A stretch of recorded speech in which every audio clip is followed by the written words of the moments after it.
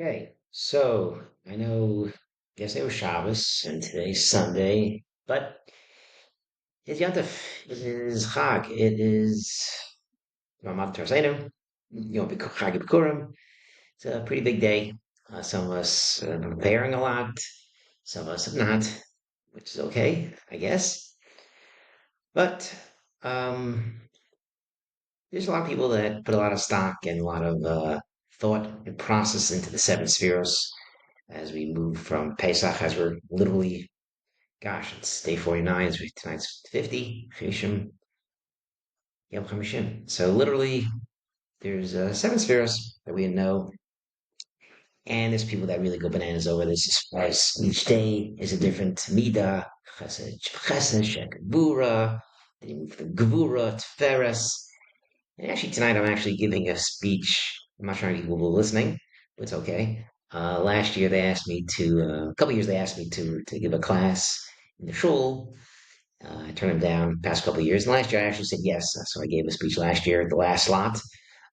Fortunately, when you're the last one, davening doesn't change, but as far as when you start, that changes. So every speech last year kind of cut a little bit into my time slot. I got up there with only 20 minutes or so, which is okay, which is fine.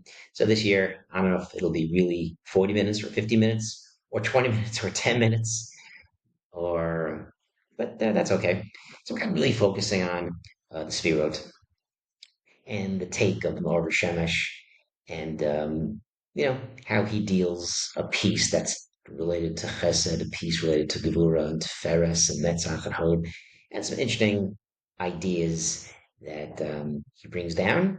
And one idea I wanted to kind of share quickly is the meat of Netzach, triumph, endurance, and usually you hear Netzach, and you kind of speak about Moshe. Moshe embodies Netzach, endurance.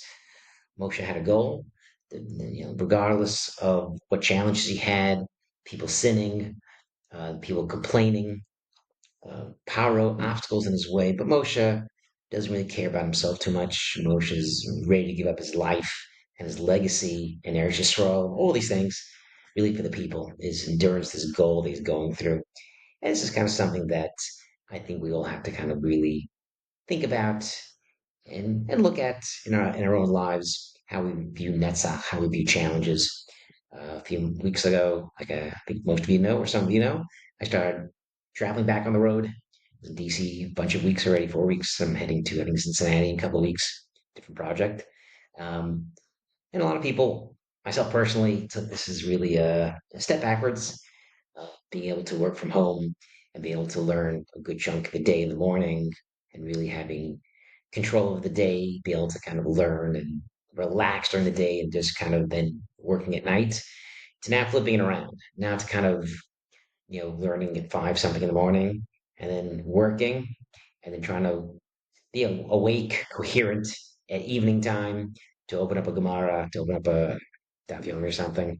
So some people look at it as a failure. And I was listening, turns out a few weeks ago, it was the work of Netzach, and I'm listening, and we don't believe in that. We don't have Yush. It's not a Jewish topic to kind of give up and to be sad and to be upset. It's not what things we believe in. There's no Yush. We don't believe in Yush.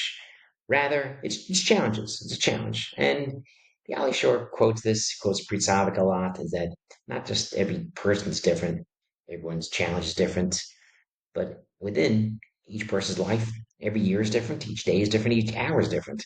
Your challenge on Sunday is different than Monday, and your challenge on Monday is different than Tuesday.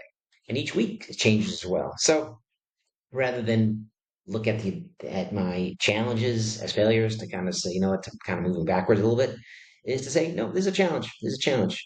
Maybe Hashem wants me to see if I can actually go back to DC and, you know, all right, could you learn on the road? Years ago, my biggest concern when I was working in DC and in Virginia was, finding an ice time to play ice hockey. And now it's a little different. Now, kind of my challenge is to kind of, find a place to eat something really fast and try to learn. So different challenges. Hashem saw that my current challenge is to be on the road and to work in the U.S. and that's how we're going to roll. That's totally fine. Unfortunately, there's some people that maybe didn't prepare too much they didn't prepare too much. Maybe some people kind of, um, 7 weeks they counted, most with a bracha, some without. Maybe they didn't prepare, and they're kind of coming in fresh to Shavuos. You know what? 7 weeks I really didn't learn too much. I didn't really work my midos too much. That's really the main point of getting to Shavuos. All the weeks of Pirkei Avos and all the seven midos. Not one of them has to do with Torah. All of them have to do with internal challenges, how we work with people, Yesod connecting the worlds together, how we're dealing with malchus, dealing with people, dealing with ourselves, our emotions, our midos. And a lot of people maybe they did learn Torah, which is great. And you walk into Shavuos night, you didn't prepare too much. Maybe I should have done more, and you kind of maybe get a little bit upset.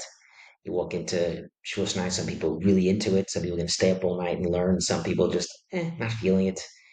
And the Rishalom actually speaks about this. I'm actually going to mention this. I saw this in another one of my publications here.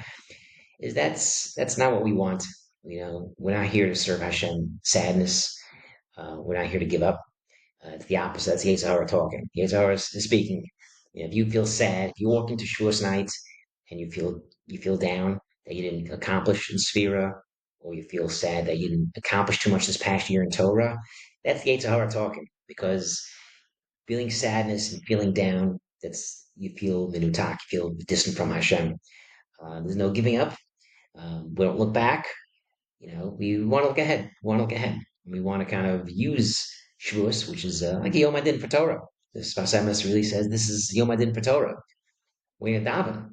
Hashem, God willing, I should make it through the year and have time to learn, have time to learn with my children, grandkids, learn in Chabura, learn with the guys, being able to keep up with the DAF and all their different programs.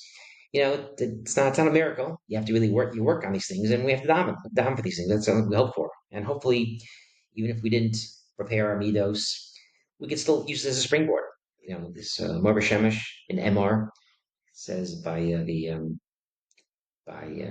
about the Sphira, about Shavuos, Keves, Shnaso, and you know a lamb a year old. And then Morber Shemesh takes some Hasidic freedom to say it's Kedesh, Shnaso, meaning a ramp of the year, meaning that if you accomplished or didn't accomplish in the 7 weeks of Sphira, it should be either way. The ramp is a year. It's not a ramp of 49 days or 50 days for Pesach Shavuos. Really, this is a year. We want to judge ourselves not just the 7 weeks. We want to look at the entire year. And if we didn't accomplish enough, or we did, we want to use this as a springboard for the entire year. And hopefully we kind of take that. So whether we did great this year, we learned how to Torah this year, whether we had too many struggles and we couldn't, we should daven tonight and tomorrow morning that we should succeed in Torah. We should succeed in enjoying Torah, the sweetness of Torah. We should enjoy. We find a special saving that's coming up here and really learn the heck out of it and really connect to Hashem. And hopefully, in a year from now, we look back and we say that this ramp wasn't just a sphere ramp; it was an entire year. We kind of really grew in Torah and in Midos the entire year. And with that, Chag Sameach, Gidyantiv.